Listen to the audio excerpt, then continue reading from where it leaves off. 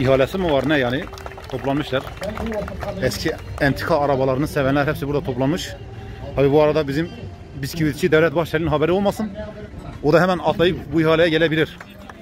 Biliyorsunuz çünkü onun da böyle eski arabalara ilgisi var. Sakın o bisküvitçinin, o Devlet Bahçeli'nin haberi olmasın.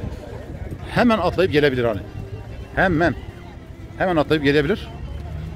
Aman ha, aman ha. Bu videoyu o bisküvitçi Devlet Bahçeli izlemesin. Yani böyle değerli arkadaşlar. Antika arabaları burada toplamışlar. İlginç arabalar var.